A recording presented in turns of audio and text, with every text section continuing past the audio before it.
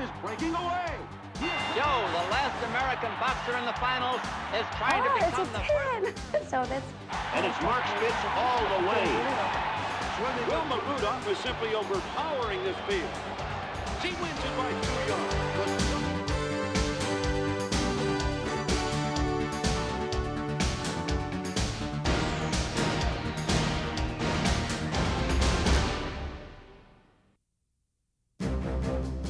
The 1936 Olympics in Berlin, Germany was noted for the incredible pageantry that took place during the opening ceremonies. But there was also an unusual amount of apprehension among many of the visiting countries. The master of ceremonies was Adolf Hitler, the ruler of Nazi Germany. Under Hitler, Germany had adopted policies of racism and was now persecuting the non-Aryan people of his country.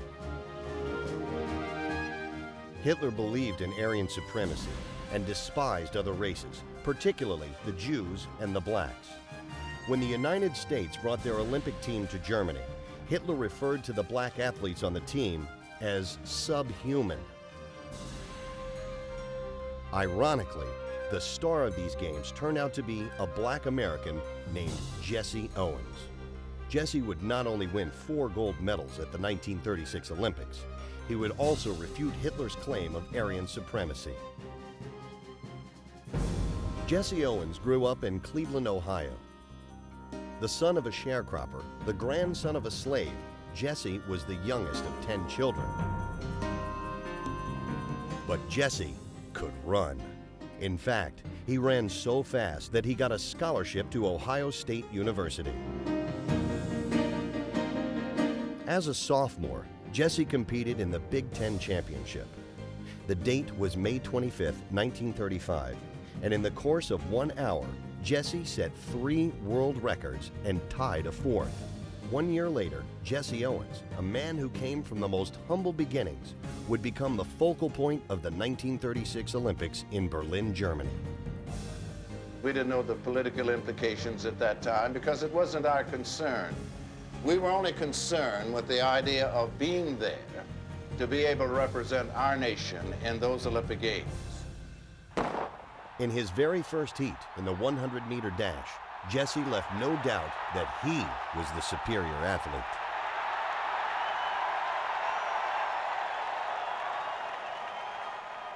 In the 100-meter finals, Jesse defeated fellow American Ralph Metcalfe by 1/10 of a second to win the gold medal.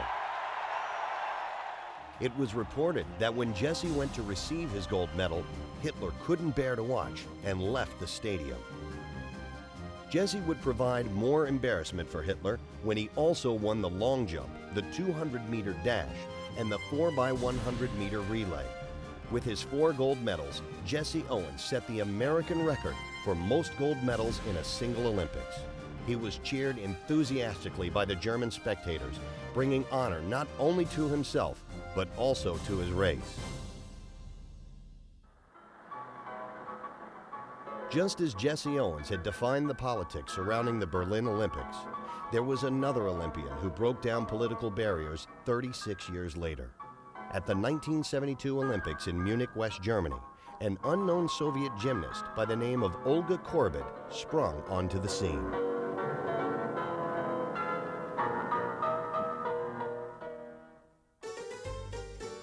Only 17 years old, she was innovative, daring, energetic, and above all, expressive. Even the Cold War between the Soviet Union and the United States was somewhat diminished as Americans fell in love with this colorful performer who wore her emotions on her sleeve. In the all-around competition, Olga was the leader going into her favorite event, the uneven bars. Then suddenly, she faltered badly.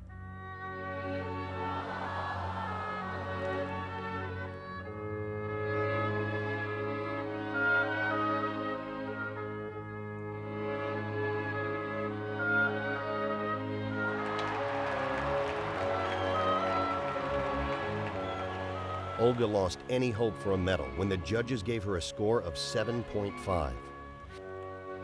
When Olga returned to her seat, the world witnessed her disappointment. You know, and I fell not because I wasn't prepared to do the exercise itself. It's simply that I wasn't prepared to compete in such a huge competition. It was really my first major event. I hadn't been allowed out to compete before that in anything that big. I mean, after all, we all understand what the Olympics are. When the individual exercise competition began the very next day, a world audience watched with fascination to see how this young Soviet would respond.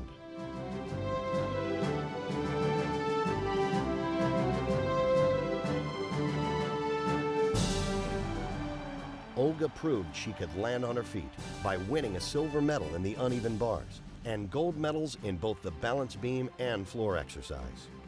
Olga's performance had a profound effect on the sport. In America, young women besieged their local gymnastics centers, eager to emulate the charismatic young Russian. Perhaps no athlete has ever done more to popularize their sport than Olga Korbut.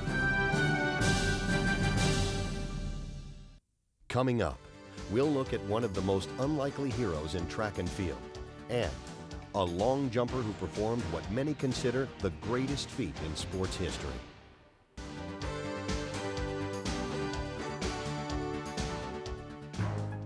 In track and field, perhaps the most dramatic events are the middle distance races, the mile and the half mile. In the early 70s, an unlikely hero was emerging from Bowling Green State University. He attracted attention for two reasons. He always wore a golf cap when he competed, and he possessed one of the most amazing kicks ever seen at the end of a race. His name was Dave Wottle.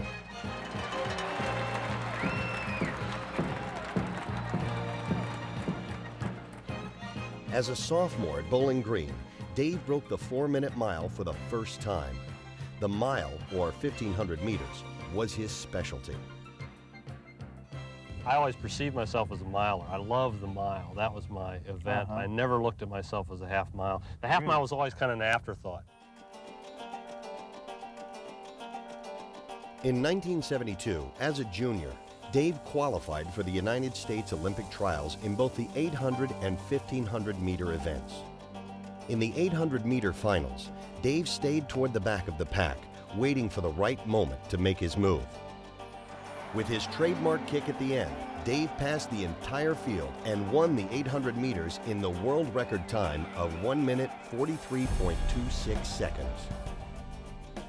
Dave qualified for the 1972 Olympics in Munich, West Germany, in both the 800 and 1,500 meters. Dave was eliminated from the 1,500 meter event in a preliminary round. However, he did qualify for the 800 meter finals.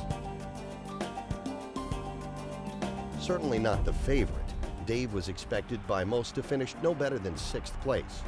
At the start of the race, Wottle fell way behind after only 200 meters. I remember looking up in the stands, which is something I almost never do, but I was thinking, you know, geez, Dave, this is embarrassing. I mean, you're not even in the race. You're going to go home, and all your friends are going to kind of come up to you, and they're going to laugh and say, you could have at least been in the race. As the runners came around the final turn, Dave Wottle would mount one of the most dramatic stretch runs in Olympic history.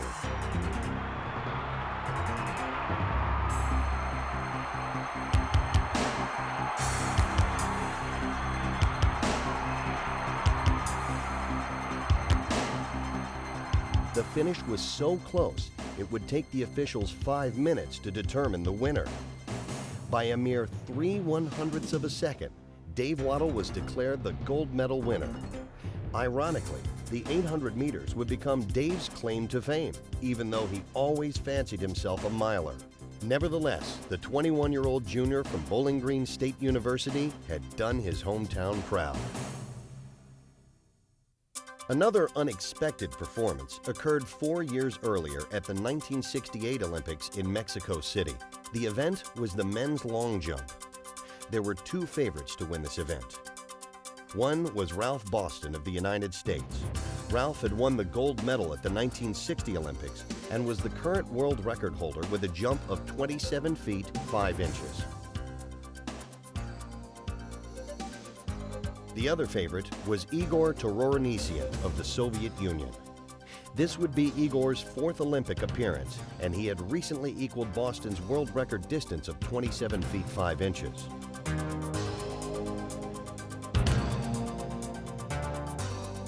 Lurking in the shadows of these competitors was Bob Beamon, an American who was fairly new to the long jump event.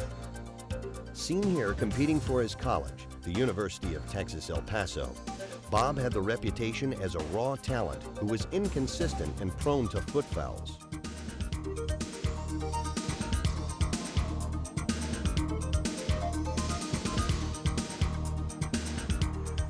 On September 18, 1968, the day of the long jump finals, Bob Beamon prepared for his first jump.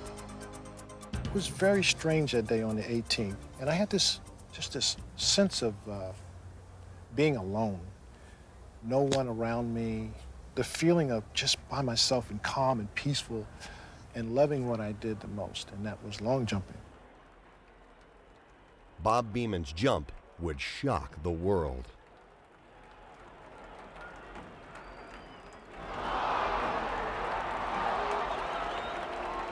Bob Beamon had jumped so far, he landed beyond the range of the electric eye device. The officials had to use an old-fashioned steel tape to measure. Ralph Boston was the one that could figure out, translate the meters into feet. And then suddenly he says, "Bob, you jumped 29 feet." And from that time on, I fainted kind of. I was kind of like between time and space. Beamon's jump was measured at 29 feet, 2.5 inches. To put this in perspective, in the previous 35 years, the record had only improved by 9 inches. With this one jump, Bob Beamon shattered the current record by 21.5 inches. Experts claimed that his jump was a generation ahead of its time, and they were right.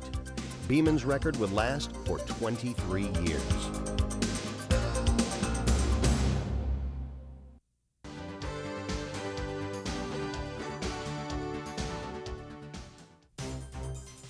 At the 1968 Olympics in Mexico City, 18-year-old Mark Spitz was expected to win as many as 5 gold medals.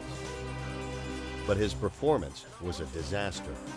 He finished last in the 200-meter butterfly and in second place in the 100-meter butterfly, an event in which he owned the world record. Spitz and Wales. The 22-year-old Texan upsets Mark Spitz in the premier. Mark would have to wait 4 years before he could redeem himself on the world stage. After the Olympics in Mexico, Spitz competed for Indiana University. He dominated the competition in both the freestyle and butterfly events. Mark set world records in the 100 and 200-meter butterfly and once again raised expectations for Olympic gold. At the 1972 Olympics in Munich, West Germany, Mark would be competing in 4 individual and 3 relay events. His first event was the 200-meter butterfly. The start is clean. Mark Spitz. I came out to the Olympic Games with vengeance in my mind to, rectify the vendetta I had created for myself in Mexico City. So I was off really good, concentrating, and I pulled that one off. Second and third. Mark Spitz heading to a world record win. What a way to start off these Olympics. In each of his next 4 events, the 200 and 400-meter freestyle relays, the 100-meter butterfly, and the 200-meter freestyle, Mark Spitz won in world record time. His 3rd gold medal in 3 tries.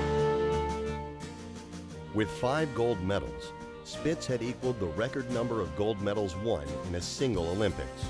Paavo Nurmi, the long-distance runner from Finland, had also won 5 gold medals at the 1924 Olympics in Paris, France. In Mark's next event, the 100-meter freestyle, he would face his toughest challenge. After winning 5 gold medals, I could have really, and I had thought about this, not even swim the 100 freestyle and swim the relay the final day and win 6 gold medals for 6 tries, rather than have just some sort of a flaw get in the way there with taking a 2nd place. But I figured if I did that, I'd never be able to live it down the rest of my life. Mark Spitz, the first man ever to win 6 gold medals. With 6 gold medals, Mark Spitz was already in uncharted territory. In his 7th event, the 4x100 medley relay, Mark swam the butterfly, the 3rd leg.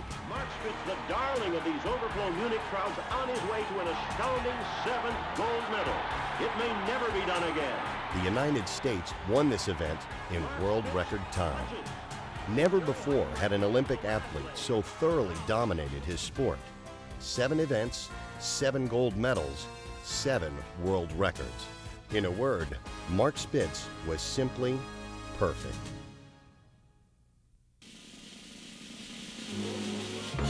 Another perfect performance would occur 4 years later in the Olympics by a 14-year-old gymnast named Nadia Comaneci. Born and raised in Romania, Nadia began gymnastics when she was 6 years old and soon caught the attention of Bella Caroli, a trainer who would guide Comaneci to Olympic glory. Nadia was not afraid to meet the challenges of her demanding coach, and as a result, her routines had a high degree of difficulty. Going into the 1976 Olympics in Montreal, Canada, 14-year-old Nadia Comaneci was ready for the world stage. In her first event, the uneven bars, Nadia made history when the judges awarded her a perfect score of 10. Never before had a gymnast earned a perfect score in the Olympics. I thought that there was like a 9.90 routine that the judges will give to me, so that's why I didn't watch the scoreboard. And just because of the crowd and the people would start to be noisy, and that explosion when they saw the scoreboard, he said, "That's a 10." Oh, that's a 10. So that's how I started to wait for the people. I couldn't believe it. I was like, oh, I can't believe that. To everyone's amazement, Nadia went on to record an astonishing 7 perfect scores in both the uneven bars and balance beam. She won 3 gold medals and became the star of these Olympics. But she was also a bit of a mystery. Nadia seemed to show very little emotion during and after her performances, and she shied away from the media. So just who was this little girl with the icy exterior? I'm very emotional, but just because I grew up in a country that I learned how to not exteriorate my feelings, I was crying inside and nobody had a chance to see me. Nadia would continue to compete 8 more years before retiring in 1984. A national treasure, Nadia was closely guarded by Romanian officials who feared she might defect from her communist-ruled country. In 1989, in a fit of desperation, Nadia fled to Hungary, then to the American embassy in Vienna, Austria. Her risky defection led to a new life for Nadia in America.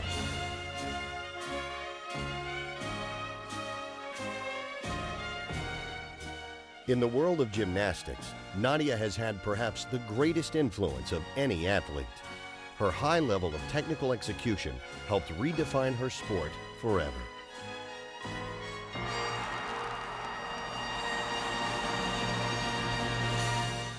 Coming up, we'll look at one of the greatest all-around athletes in track and field, and a man who competed in one of the most dramatic battles ever in the decathlon.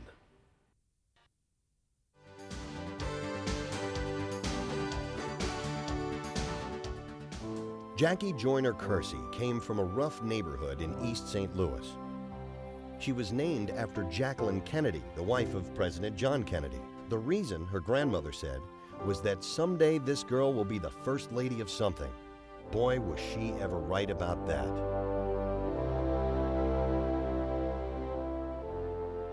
I knew my mother and father did not have all the things that my neighbor or a friend of mine might have had. But I knew at a young age that I wanted to be somebody. I wanted to be successful. Ever since high school, Jackie Joyner participated in multiple events in track and field. She received an athletic scholarship to UCLA, not as a track star, but as a basketball player. Jackie started at forward for the Bruins for 4 years and earned All-American honors. But her passion remained in track and field, and in particular, the heptathlon event. The heptathlon is a demanding 7-event competition that measures speed, strength, and stamina. After her junior year at UCLA, Jackie competed in the 1984 Olympics and won the silver medal in the heptathlon. 4 years later, in 1988, Jackie would be considered the Olympic favorite to win both the heptathlon and long jump events. I knew that I was prepared. You know, I just kept telling myself it's not to get too anxious, just be yourself and not to allow the media or anybody get to you. But when I got on that line, it was about going for the gold. At the Olympics in Seoul, South Korea, Jackie set a new world record in the heptathlon and won the gold medal. She also tied the Olympic record in the long jump to capture her second gold. Jackie was now widely regarded as the world's greatest female athlete. Over a 10-year period from 1986 to 1996, Jackie dominated the heptathlon event. She won her second gold medal in the heptathlon at the 1992 Olympics in Barcelona. When her grandmother said she named her Jacqueline because she wanted her to be the first lady of something, it turned out to be true. Jackie Joyner-Kersee had indeed become the first lady of track and field.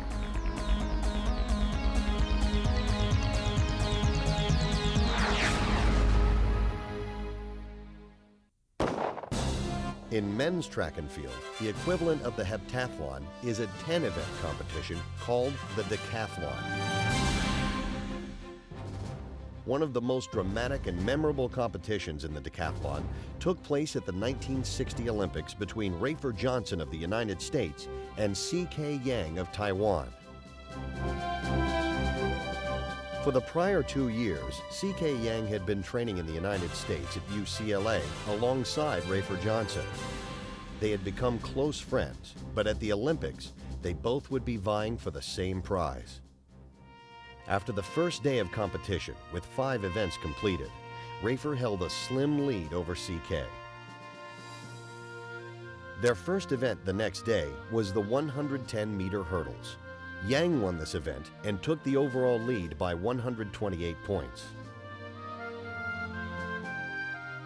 The next event was the discus, which Rafer won handedly to regain the lead from C.K. by 154 points.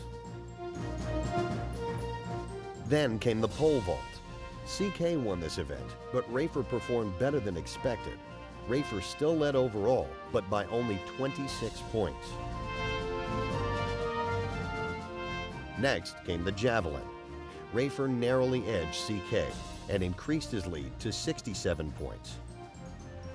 The final event of the decathlon was the 1,500-meter run, a weakness of Rafer's and a strength of C.K. Yang's. If C.K. could finish 9 seconds ahead of Rafer, he would win the gold medal. During the race, C.K. tried to break away, but Rafer stayed right with him. 4 years earlier, at the Olympics in Melbourne, Australia, Rafer Johnson had finished in second place. This time, he would win the gold, although it did come with mixed emotions. C.K. was certainly despondent at that point, and my heart went out to him because I'd, had that 1956 situation where I hadn't done what I wanted to. The competition between Rafer Johnson and C.K. Yang embodied what the Olympic spirit was all about, as both athletes performed with great honor, courage, and character.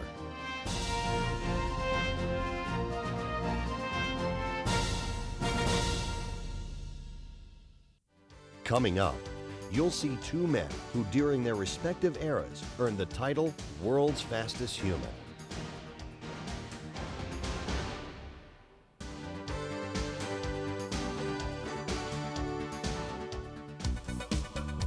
Carl Lewis is one of the greatest names in track and field. In 4 straight Olympic Games, Carl won the gold medal in the long jump. He also dominated sprinting events, twice setting the world record in the 100 meters. During his prime, one writer called Carl Lewis the most physically advanced human being in the world. He was probably right. So what made Carl Lewis so special? Most sprinters have similar type body shape. They have long legs and strong limbs. And I think another key to any sprinter or jumper is the fact that we stay very relaxed. I mean, a lot of people look at me and they say, gosh, doesn't even look like he's running fast. It looks like he's not trying hard. But we are, but the key to running fast and sprinting is relaxation.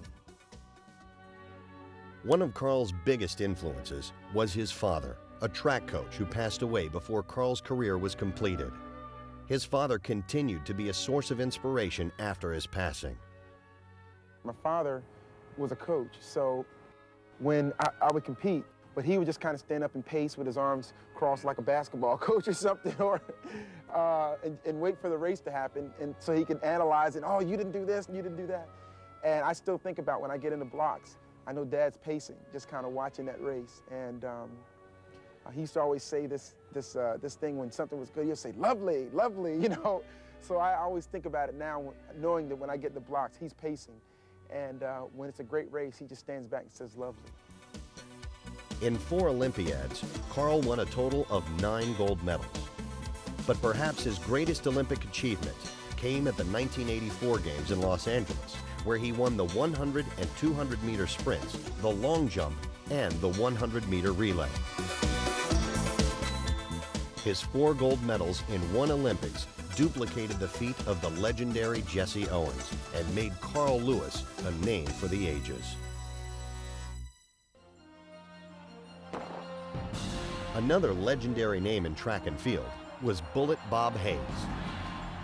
Despite his strange and exaggerated running style, Hayes was regarded as the fastest man in the world during the early 1960s.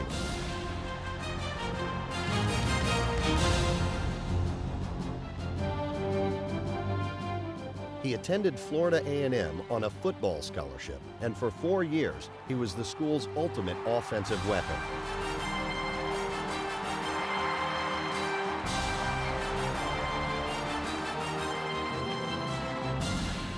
In track, Bob was just as prolific. At the 1963 AAU Championships, Bob ran the 100-yard dash in 9.1 seconds, a record that would last for 11 years. In 1964, Bob qualified for the Olympics in Tokyo, where he would compete in the 100-meter sprint. The winner of this event would automatically earn the title World's Fastest Human.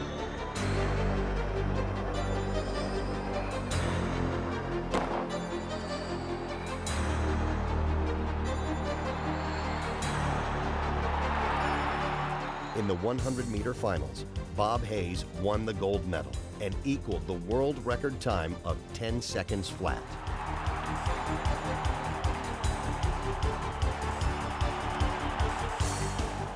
I treasure that gold medal more than anything basically I can put my hand on except my family. Bob would also be competing in the 100-meter relay. He would be running the anchor leg for a U.S. team that was not considered the favorite to win. Well, the 400-meter relay is kind of a funny story because the experts had predicted the French team to win the event, and the French team walked over to one of our guys, which was Paul Drayton from Villanova, and said to him, "You guys only have Hayes, you never win it." The U.S. in lane 7.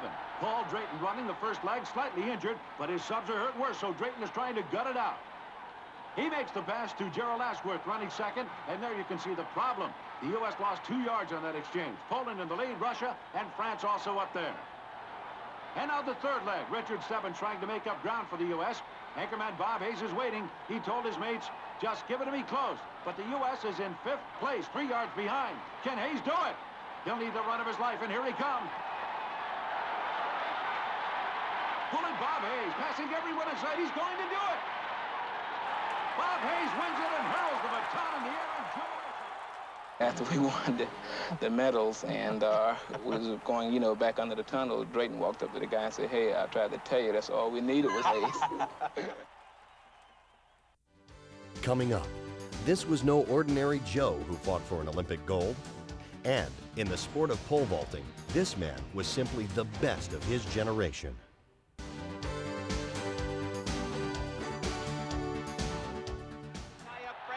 In the world of boxing, Joe Frazier is a legendary figure. After he won this title fight in 1970 versus Jimmy Ellis, Frazier would reign as the undisputed heavyweight champion for the next 3 years. Frazier's status as a great champion was further enhanced with 3 memorable fights against Muhammad Ali. But almost forgotten was that Joe Frazier was also a great Olympic champion. In 1964, at the U.S. Olympic trials, 20-year-old Joe Frazier fought Buster Mathis to see who would represent the heavyweight division. This is the third and final round. Mathis is enormous. The man in the light trunks. He weighs 300 pounds as he forces Joe Frazier against the ropes. Now Frazier comes back into action, taking that hard right hand to the head. Frazier is in there with that jab, another jab on the mouth by Joe Frazier. Mathis was declared the winner after the 3-round fight, but due to a broken hand, Mathis would be replaced by Frazier at the Olympics in Tokyo. In a semi-final match, Joe Frazier would defeat Vadim Yemelinov of Russia, but Joe would suffer a dislocated left thumb in the process. In the final gold medal round, Joe fought with just one good hand against Hans Huber of West Germany. I was the only guy left in America, right, to represent us. So what I did, I said, look, I'm going out there, one way or the other. Dislocated thumb, injured in his previous bout with the Russian Yemelinov. Joe, the last American boxer in the finals, is trying to become the first American to win the heavyweight title. And the winner, Joe Frazier. With this victory, Joe Frazier had risen from obscurity to become an Olympic champion. Obscurity is a word often used when describing the unglamorous sport of pole vaulting. Not many people follow this sport, but it is one of the most challenging events in all of track and field. It requires speed, strength, agility, and the fearlessness of a stuntman. One of the greatest pole vaulters was Bob Seagren, an American who burst onto the scene in the mid-1960s. In 1966, he became the first man to clear 17 feet indoors. That same year, Seagren set the outdoor world record with this jump of 17 feet 5.5 inches. 2 years later, at the U.S. Olympic trials, Bob set a new world record again when he cleared 17 feet 8 3/4 inches. Entering the 1968 Olympics in Mexico City, Bob Seagren would be the favorite. His main competition would come from Klaus Schaprowski of West Germany. In pole vaulting, the number of failed attempts is often the determining factor in deciding the winner. For this reason, Bob Seagren decided to make a bold move.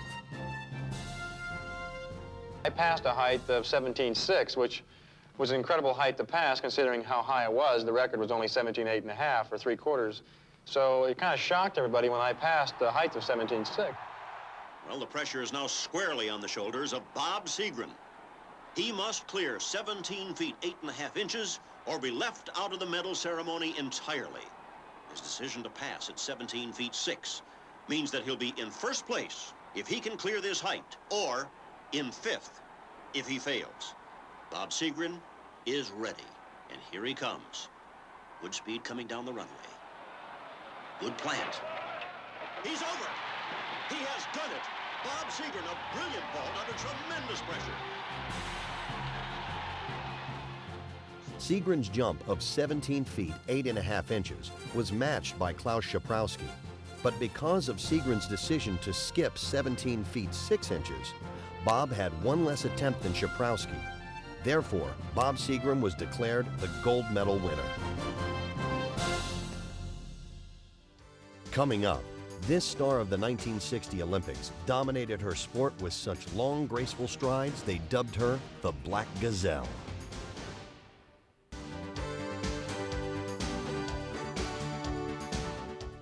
At the 1928 Olympics in Amsterdam, women were allowed for the first time to compete in track and field events. Since track events were performed in huge stadiums before thousands of spectators, women would now have the opportunity to become recognized as sports heroes. The first woman to win a gold medal in track and field was an American named Elizabeth Robinson, who won the 100-meter dash in 12.2 seconds. In 1932, the Games came to Los Angeles. It is here that Babe Didrikson became the first woman to win 2 Olympic gold medals in track and field. Babe won the javelin throw and the 80-meter hurdles.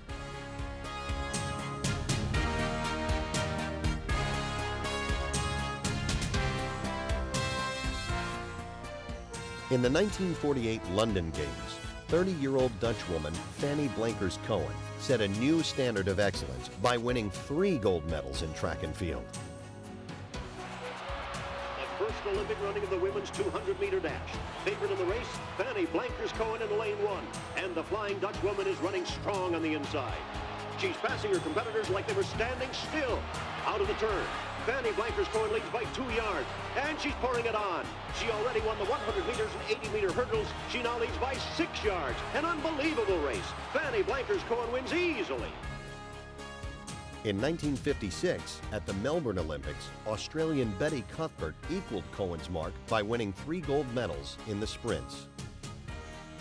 While these female champions received their fair measure of fame and glory, none of them equaled the impact of one Wilma Rudolph, whose performance at the 1960 Olympics in Rome made her the hero of these games. To say that Wilma had overcome adversity in her childhood would be an understatement. She was born the 20th of 22 children to an impoverished family in Tennessee. She contracted polio at the age of 4, which caused paralysis in her left leg and forced her to wear a brace on her leg until she was 10 years old. Remarkably, just 10 years later, she entered the Olympic Games at Rome as the most feared sprinter in women's track. Wilma had certainly come a long way. In the 100-meter finals, Wilma was the favorite, having tied the world record at 11.3 seconds. Wilma Rudolph, off to a fair start in the center of the track, takes the lead at 30 meters. Wilma Rudolph is simply overpowering this field. She wins it by 2 yards. A stunning performance as she covers the 100 meters in a remarkable 11 seconds flat. The Italian press dubbed Wilma the Black Gazelle, and fans throughout the world became fascinated with this smooth, graceful runner who had overcome so much. Then came the 200-meter finals. The 200-meter race was the most comfortable race that I ever ran in the history of my career, ever. It was a race that I loved because with my height, the farther I ran, the faster I became. Going to catch her. Wilma Rudolph is all by herself as she wins the 200-meter dash and her second gold medal. Wilma's last event was the 100-meter relay. What made this race unusual was that all 4 American runners were from the same school, Tennessee State. Wilma Rudolph would run the final leg. It is not a good exchange as Rudolph is now challenged by Jutta Heine of West Germany. But it's no contest as Wilma Rudolph pulls away. The United States wins the 400-meter relay, and Wilma Rudolph becomes the first American woman ever to win 3 gold medals in a single Olympiad. Wilma's complete domination helped elevate the world's view of women athletes and would serve to inspire future female athletes like Florence Griffith Joyner. After her great performance in the Olympic Games, winning 3 gold medals, I thought to myself, if she can do it, I know I can do it. She was like an inspiration for me to keep going, believing in myself because she overcame polio and continued, and she proved that you can overcome obstacles and still fulfill your dreams. Coming up, we'll see a man whose single goal was to become the world's greatest athlete, and a discus thrower who competed in 4 Olympics and never lost.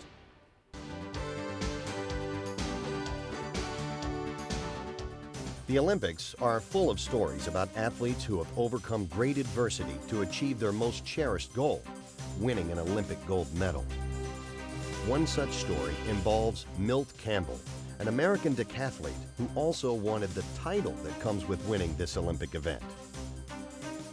I chose the decathlon because it would give me what I wanted, and what I wanted was to be the world's greatest athlete. I had a great ability to be able to visualize that which I wanted to do. At the 1952 Olympics in Helsinki, Finland, 18-year-old Milt Campbell fell short of his goal when he finished second behind the great Bob Mathias. Milt Campbell would have to wait 4 more years to compete for his cherished dream, a gold medal. Soon after his Olympic disappointment, Milt would suffer a career-threatening leg injury. This setback, however, did not discourage Milt from pursuing his lofty goal. I did not want to think about the fact that I wasn't going to be a great runner or that I wasn't going to be able to go to the Olympic Games or fulfill my goal. I kept my goal in mind at all times, okay? In fact, I wrote it on the board, I wrote it on the mirror, and I began to work out. I began to work out very easy. I started doing a lot of walking, then I started swimming again, and I started running again, started exercising the leg, getting it strong, telling myself that it was getting strong, and just continued to keep developing that positive attitude. At the 1956 Olympics in Melbourne, Australia, Milt Campbell managed to qualify for the decathlon, but he was not the favorite. Teammate Rafer Johnson, the current world record holder, was favorite to win the gold. And Vasily Kuznetsov from the Soviet Union was considered the next biggest challenge. But none of this fazed Milt Campbell, who believed that he was the best athlete in the world. I can remember talking to someone at the breakfast table 2 days before the decathlon, and he said, "Milt, who do you think is the man to beat in the decathlon?" And I said, "You're looking at it. You're having breakfast with it." And I told him, I said, I wouldn't care if Rafer was here and Kuznetsov was here on their very best day and their very best events. I said, I will run away with this thing. Milt Campbell upset the top competitors by getting the best score of his life. As a result, he won the gold medal and achieved his lifetime goal of becoming the world's greatest athlete. One of the most remarkable athletes in Olympic history has to be Al Order. In 4 consecutive Olympics, Al won the gold medal in the discus. He was a man who knew that training for Olympic competition was as much mental as physical. Where one athlete separates themselves from the rest of the athletes is during the mental preparation, because so many athletes prepare themselves physically. They get into the games and then they wonder, I wonder how I'm going to do. You can't do that. You have to know exactly what your capabilities are going to be. I know where I will be during the games. Al's biggest test came during the 1964 Olympic Games in Tokyo, Japan. 6 days prior to competition, while training, Al had slipped and injured his rib cage. And I tore my rib cage apart. I tore the cartilage off my ribs. And when we went into the stadium that day, I didn't know, frankly, if I could throw at all. Before the final competition, Al mentioned to one of his teammates, if I don't do it on the first throw, I won't be able to do it at all.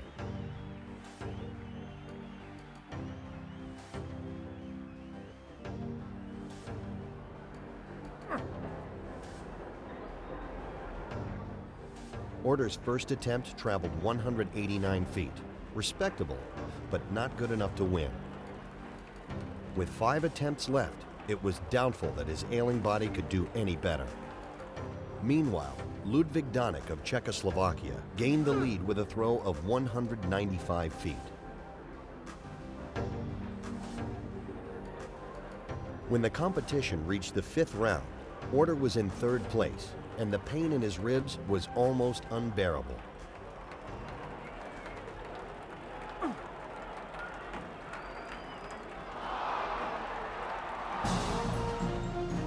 Miraculously, Order threw the discus over 200 feet for a new Olympic record. This throw earned him the gold medal and added another chapter to his legendary career. From 1956 to 1968, Al Order competed in 4 Olympics, and in each one, he never entered as the favorite. Yet each time, Al was at his best when it counted the most.